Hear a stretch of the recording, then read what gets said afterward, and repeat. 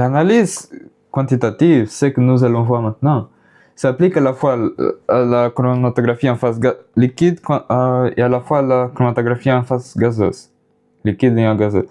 Je me suis donc pourquoi et comment est-il possible de faire une analyse quantitative par chromatographie? Quel est le paramètre? Quel est le résultat de la chromatographie qui nous permet de faire une analyse quantitative? Quel est le paramètre qu'on extrait du chromatogramme qui on peut relier à la concentration ou à la quantité?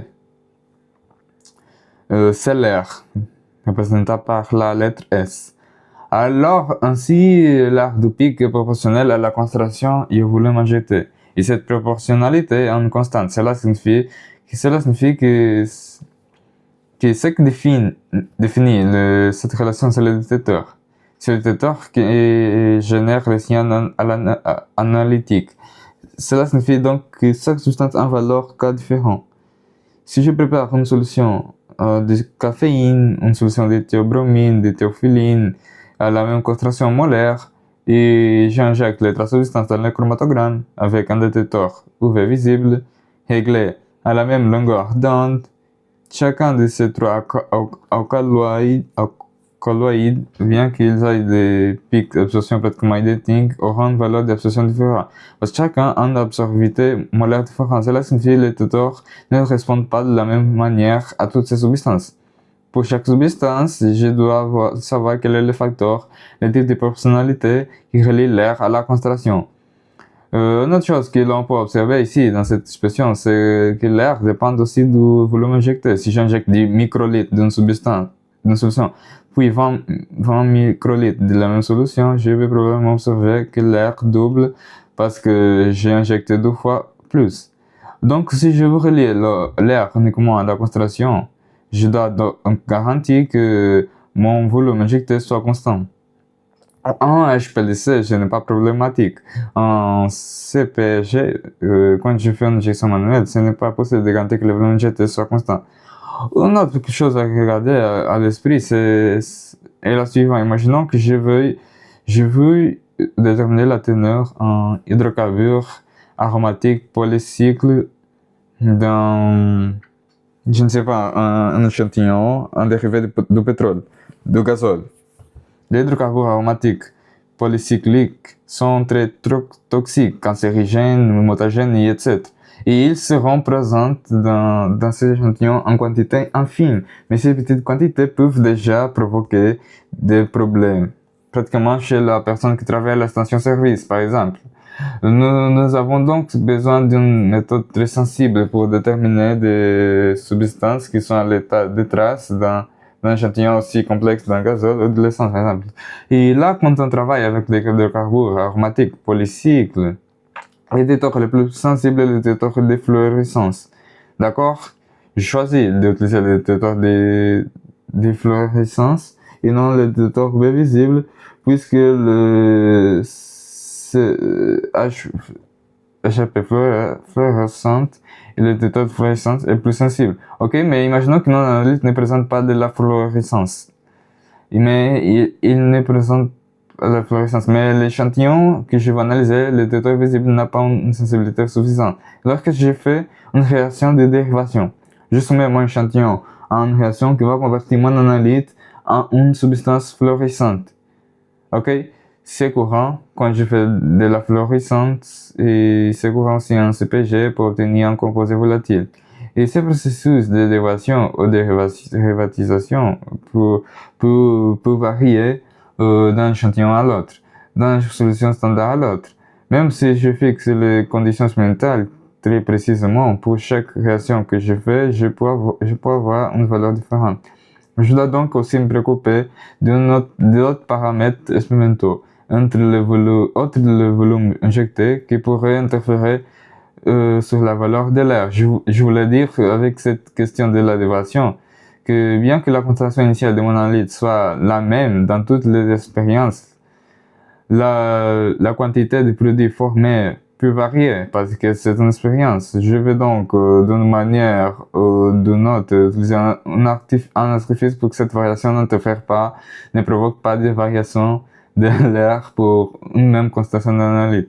Il existe 4 manières possibles de faire de l'analyse quantitative en chromatographie. La normalisation interne, la normalisation des airs, l'étalonnage externe, l'étalonnage interne. Normalisation, en général, on l'a fait pour des échantillons simples. Échantillons simples signifie des échantillons qui contiennent peu de composants. Étalonnage, on le fait pour des échantillons plus complexes. Pourquoi les normalisations ne peuvent se faire pour des échantillons simples? Parce que la normalisation, on fait la suivante. La somme des airs correspond à 100%. Comme tout l'air de l'analyse correspond à X, cela signifie que je dois être sûr. Je dois être sûr que toutes les substances présentes dans mon échantillon ont généré un pic bien résolu dans le chromatogramme. Parce que je vais affirmer que la somme des airs correspond à 100% de la composition. Et qu'est-ce qui varie d'une méthode à l'autre? Dans le cas de normalisation interne et des airs, la principale différence entre les deux autres la procédure, c'est l'exactitude. Quand je fais une normalisation interne, qui est la première, la plus simple de toutes, je n'ai besoin d'injecter que l'échantillon. Je fais l'hypothèse que la valeur d'K est la même pour toutes les substances, c'est-à-dire je suppose que je fais une supposition ou une approximation et je dis les détecteurs correspondent de la même manière à toutes les substances, bien que vous sachiez que ce n'est pas vrai. Et c'est pourquoi le résultat de la normalisation interne est un résultat de faible exactitude. Alors ici j'ai un chromatogramme d'un échantillon contenant seulement 3 substances A, B, C. C'est comment je calcule le teneur de chaque substance. Je somme l'air d'A, l'air de B, puis l'air de C. Je rapporte cela à 100%. L'air de chacun correspond à X et je calcule la teneur. J'affirme que le pourcentage d'air est correspondant au pourcentage en masse ou en concentration. Cela ne serait exactement vrai que si le détecteur correspondait de la même manière à toutes les substances. Qui signifie le détecteur ne correspond pas de la même manière à toutes les substances. Je pourrais avoir ici, par exemple, un mélange contenant des quantités égales, des quantités équimolaires ou équimoléculaires de A, B et C. Ils ont observé un air beaucoup plus grand pour B. Observer un air beaucoup plus grand pour B, alors que les concentrations de A, B et C sont égales. Cela signifie que le détecteur est beaucoup plus sensible pour B que pour A et C. Si je parle d'un détecteur UV visible, cela signifie que l'absorptivité molaire de B est beaucoup plus grande. Il absorbe beaucoup plus de rayonnement à la longueur d'onde utilisée pour la détection. Et alors, que se passe-t-il? J'injecte l'échantillon, je fais le calcul, c'est fini. Ah, professeur, mais est-ce que quelqu'un fait ça? Oui, par exemple. Je veux suivre le déroulement d'une réaction. Alors, je démarre la relation, je prélève le premier échantillon et je fais plusieurs prélèvements en fonction du temps de réaction. Si la réaction est rapide, sur quelques minutes, la réaction est plus longue, sur quelques heures, et je suis la situation dérivative, l'apparition des produits, je suis cela par chromatographie. J'injecte et je vois certains diminuent, d'autres augmentent, des pics, et ce qui m'intéresse, ce n'est pas exactement savoir exactement combien il y en a, seulement les valeurs relatives de ce qui diminue et ce qui apparaît. Plus la réponse de détection similaire pour les substances, plus exact sera, disons, les résultats, ok?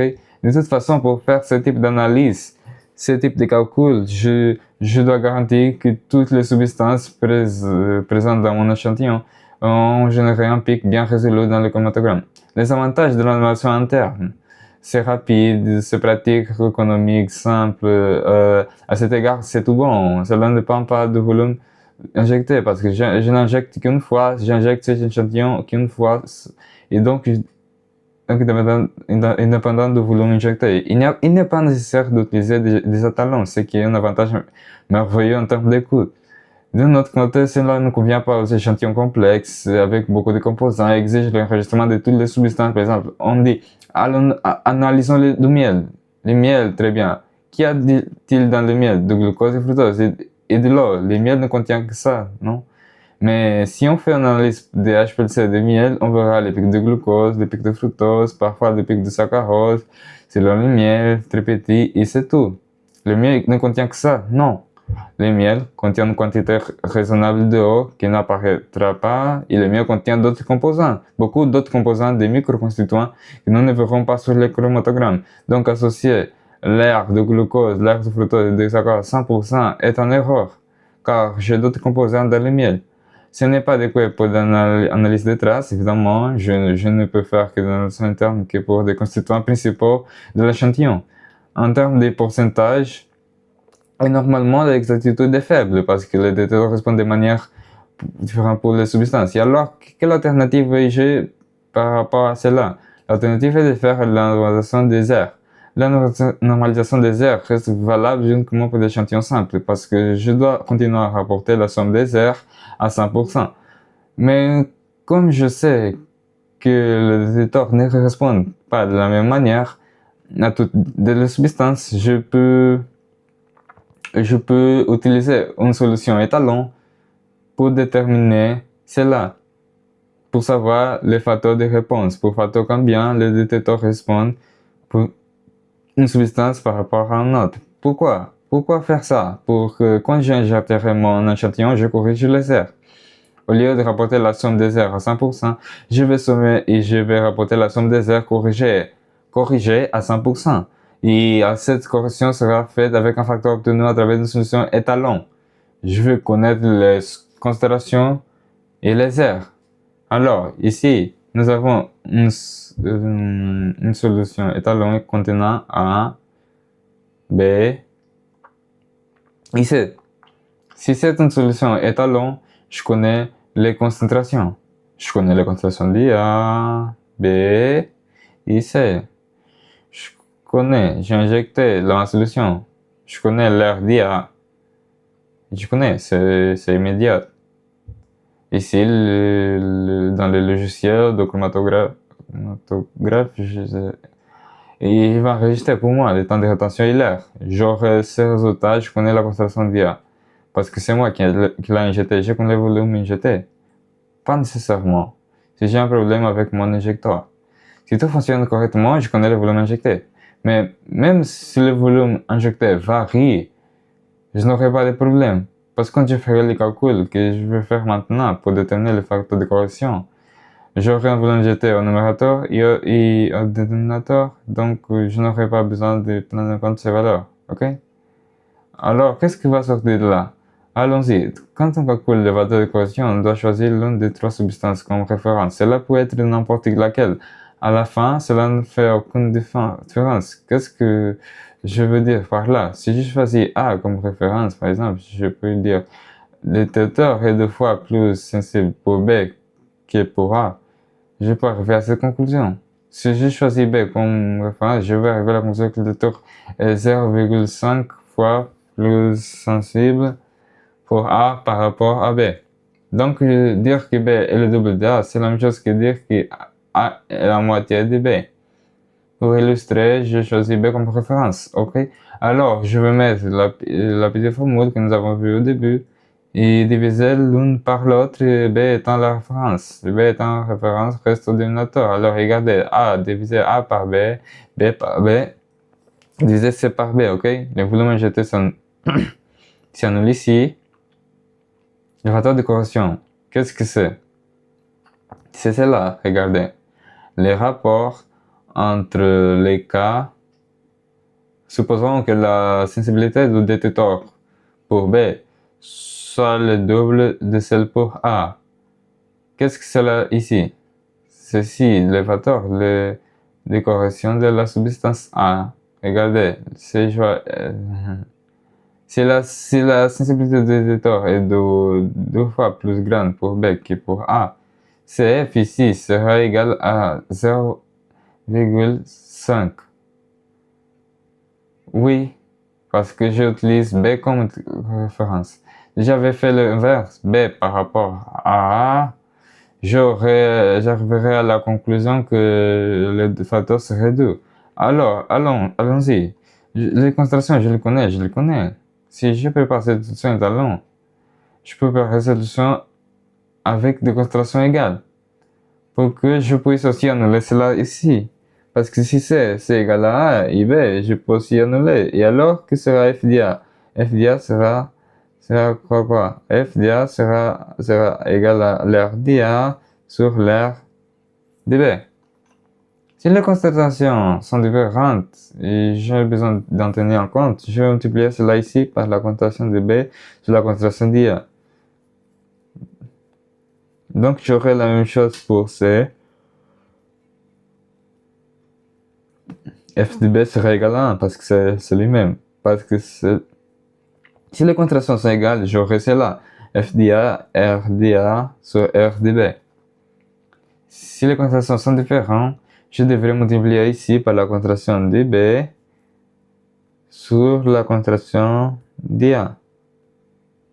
Ici, concentration de B sur concentration de C. Je vais injecter une fois la solution étalon pour déterminer les F. Il y a la solution étalon pour déterminer les F. Ensuite, que fais-je? Ensuite, je mets ici la teneur dA sera quoi?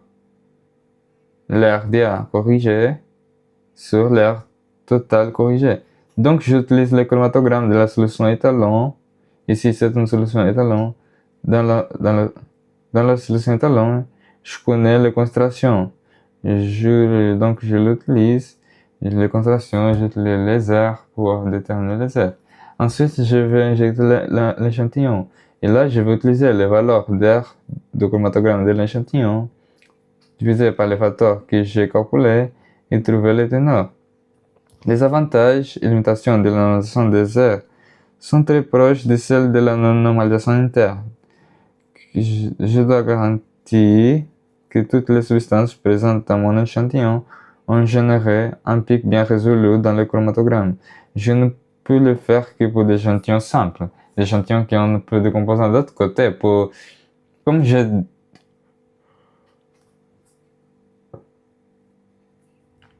détermine les facteurs de correction, l'étude de la normalisation des R est beaucoup plus grande que l'étude de la normalisation interne. Un problème, c'est que j'ai besoin des étalons et je n'ai pas besoin d'étalons d'une seule substance. J'ai besoin des étalons de toutes les substances présentes dans l'échantillon, ce qui est aussi une limite pour les échantillons complexes. Plus l'échantillon complexe, plus on est en limite.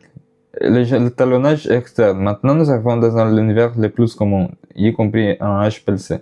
C'est que sur l'échantillon complexe, des échantillons qui ont beaucoup de composants. Quand j'ai des échantillons avec beaucoup de composants, éventuellement, je ne veux pas déterminer quantitativement tous.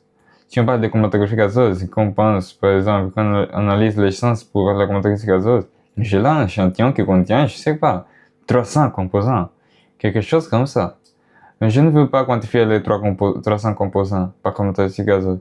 Je peux faire, par exemple, une analyse classique de chromatographie, qui est la fameuse analyse de benzène, toluène, éthylbenzène et chilène. Je veux quantifier ces substances. Quand je injecte mon échantillon, je n'ai pas besoin d'avoir les pics de toutes les substances présentes dans l'essence bien résolues là. Il suffit que le benzène, toluène, éthylène, les 3 chilènes aient des pics bien résolus dans le chromatogramme pour faire la quantification. Et c'est qu'ici, nous avons un exemple de cela. Imaginons qu'ici, ce soit mon échantillon, et je veux quantifier seulement ce type ici. Celui-ci qui est mon analyte. Alors que fais-je dans l'étalonnage externe? Je prépare une série de solutions étalons contenant seulement l'analyte d'intérêt, qui dans le cas ici est le 11. Et ici, j'ai la représentation du chromatogramme de la solution étalon contenant l'analyte, la substance 11. Remarquez qu'ici, la figure veut nous montrer que le temps de rétention est le même. Et alors, que vais-je faire? Je vais préparer une série de solutions étalons avec des concentrations croissantes de cette analyte et je ferai un cours analytique. Solution étalon 1, solution étalon 2 et solution 3. Alors, de chacun de ces chromatogrammes, je connais la concentration que c'est moi qui j'ai préparé et j'ai la valeur d'air. Et là, je vais construire un graphique où sur l'axe X, je vais mettre les valeurs de concentration, microgrammes par litre, par exemple. Sur le X, Y, je vais mettre l'air. Et j'espère que l'air soit directement proportionnel à la concentration. Pour que cela soit vrai, je dois garantir que le volume jeté soit constant. Parce que je veux relier l'air uniquement à la concentration. Et qui est ce cas ici? Ce cas ici, c'est rien d'autre que le coefficient angulaire de la droite. Et le coefficient linéaire, j'espère qu'il soit très proche de 0.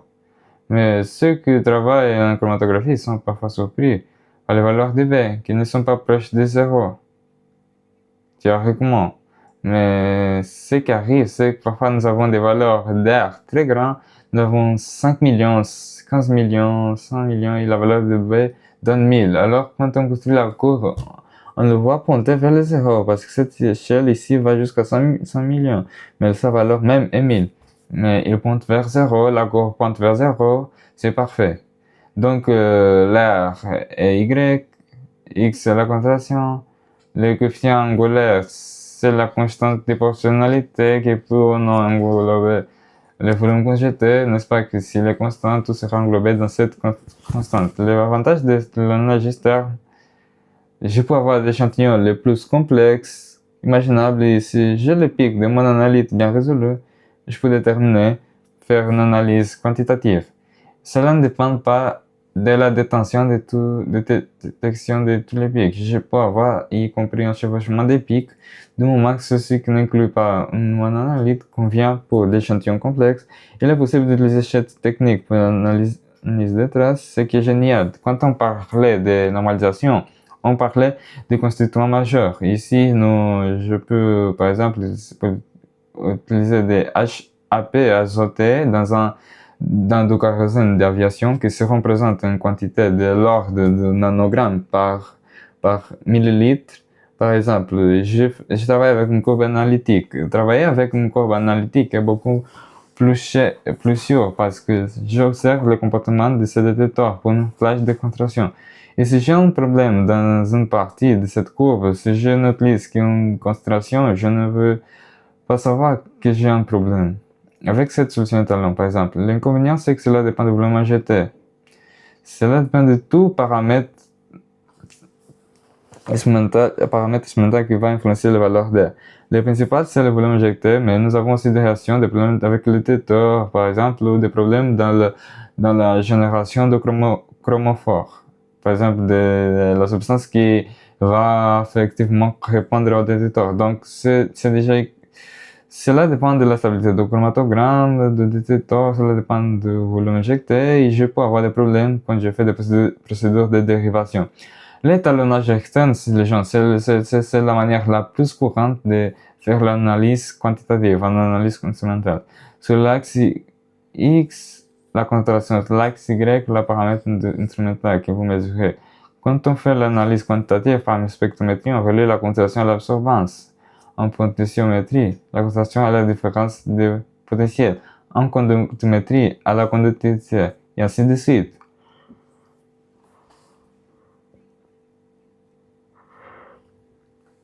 En chromatographie, on relie à l'air du pic, toujours de la même manière. On prépare une série de solutions étalons avec des concentrations croissantes d'un analyte. En analyse, on obtient pour chacun le paramètre instrumental, les paramètres instrumental dans le cas de la chromatographie, c'est l'air, et on construit la graphique, relie la concentration à l'air, on détermine l'équation de la droite, on analyse l'échantillon, on prend l'air du pic de mon analyte dans le chromatogramme de l'échantillon. Je vais prendre cette air ici, l'air de mon analyte dans l'échantillon, je vais mettre ici à la place du Y, et je vais calculer les X qui est la concentration. Et alors, je demande si j'ai des problèmes avec cela. Et si le volume injecté n'est pas constant, si je fais une réaction de dérivation, et si je soupçonne que mon détecteur varie à cause d'un problème, que puis-je faire? Je vais faire un étalonnage interne. Alors imaginons étalonnage interne. Imaginons le cas du volume injecté. Supposons que j'ai un mélange de deux substances, un échantillon contenant A et B. Et là, je vais injecter 10 microlitres de cette solution.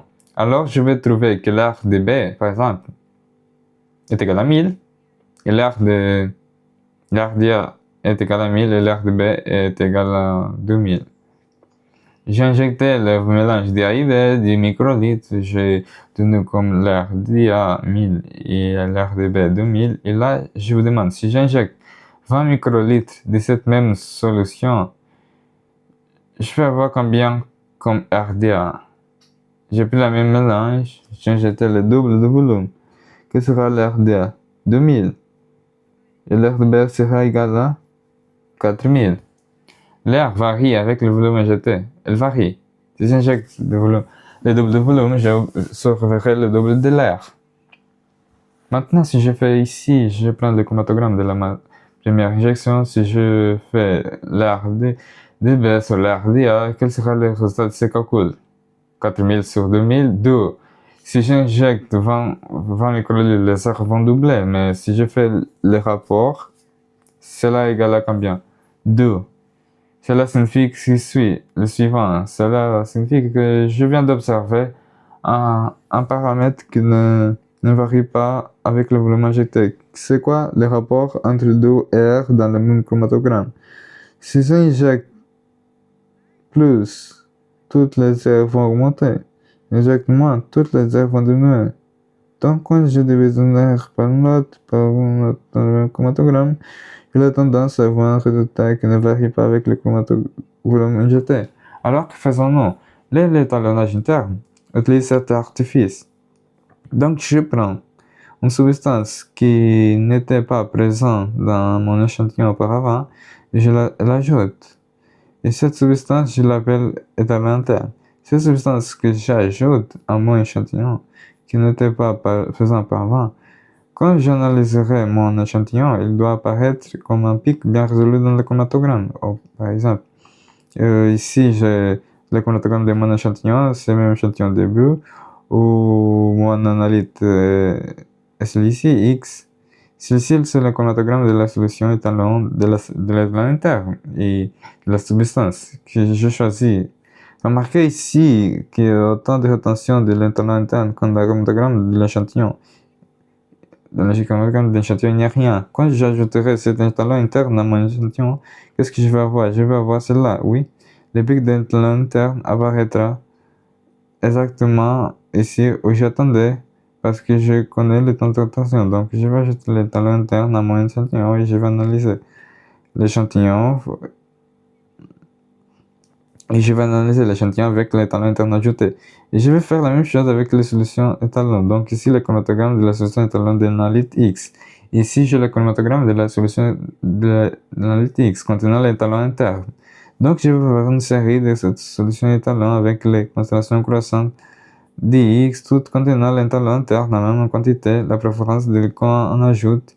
Bien que la concentration de l'analyte augmente, je prépare des solutions étalon avec des constellations croissantes de mon analyte idéal et c'est que l'étalon interne soit la même concentration. Donc, s'il y a un pic ici comme cela, ici il doit avoir à peu près la même taille. Donc, je vais préparer mes solutions étalon contenant l'étalon interne X qui est l'analyte concentration croissante. L'étalon interne, même concentration dans toutes les solutions étalon et dans l'échantillon. Et qu'est-ce que je fais avec cela? Une courbe analytique. Sauf que maintenant, sur l'axe de X, j'ai la concentration de l'analyte sur la concentration de l'étalon interne et sur l'axe de Y, l'aire d'analyte sur l'aire de l'étalon interne. Et pourquoi je dis qu'il est idéal de mettre la même quantité d'étalon interne dans toutes les solutions étalon et dans l'échantillon? Pour que je puisse éliminer ce terme ici, si la concentration de l'échantillon interne est constante, je n'ai pas besoin de mettre ici. Je mets sur l'axe de X seulement des concentrations de l'analyte et sur l'axe de Y, l'aire de l'analyte sur l'aire de l'étalon interne. Et là, je vais avoir quoi? Y égale à X plus B. L'équation d'une droite. Cela va me donner l'équation angulaire et l'équation linéaire. Regardez cette expression ici, c'est bon. Celle-ci. Et qu'est-ce que je fais ici?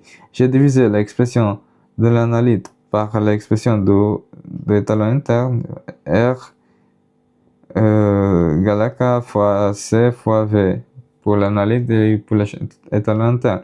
J'ai divisé un par l'autre, oui. Le volume injecté est constant et parce que je parle de la même injection, si je mets la concentration de l'étalon interne égale dans toutes les solutions d'étalon et dans l'échantillon, comme j'essaie de l'illustrer ici, remarquez qu'ici le pic de l'analyte grandit et le pic de l'étalon interne reste plus ou moins constant parce que j'ai la même concentration et je vais faire la même chose pour l'échantillon. Pourquoi c'est là? Pourquoi?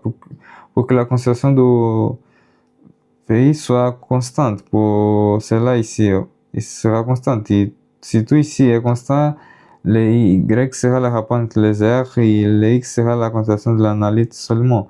Les avantages sont les mêmes que ceux de l'attelage interne. En jetant du fait que je ne consomme pas le volume injecté de l'autre paramètre instrumental qui interfère sur les valeurs d'air. La grande limitation de l'étalonnage interne, c'est l'étalon interne. Je dois trouver une substance qui corresponde aux prérequis pour qu'une substance soit utilisée comme étalon interne. Premièrement, elle ne doit pas être présente dans l'échantillon. Elle doit avoir un comportement chromatographique similaire à l'analyte ou aux analytiques. Une fois ajouté, parce qu'une fois ajouté à mon échantillon, a une concentration proche de celle de mes analytes. Elle doit apparaître sur le chromatogramme avec un temps de rétention linéaire proche de celle de mes analytes. Ici, il doit être thermiquement stable. Et si je dois utiliser l'étendage interne pour la chromatographie gazeuse, cette substance doit être thermiquement stable, ok? Et elle ne doit pas être absorbée de façon permanente par la phase stationnaire. Le plus difficile, par exemple, si je veux déterminer un métabolite d'un médicament, on prend le médicament, il subit plusieurs réactions dans l'organisme, fait ce qu'il fait et on sécrète le métabolite de cette substance dans l'urine, ok? Je veux quantifier le teneur de ces métabolites dans l'urine d'une personne. Quelle autre substance puis-je utiliser comme étalon interne que je sois sûr qu'il ne sera pas présent dans l'urine d'une personne? Je ne sais pas ce qu'elle mange, pire, je ne sais pas qu'est-ce qu'elle boit, n'est-ce pas? Donc oui, parfois c'est compliqué. Plus l'échantillon est complexe, plus c'est difficile de trouver l'étalon interne. Mais il y a déjà beaucoup de choses dans la littérature, oui. L'étalonnage interne est très répandu, principalement en chromatographie gazeuse, par tout le monde. Bien, c'est fini pour aujourd'hui. Merci beaucoup pour regarder.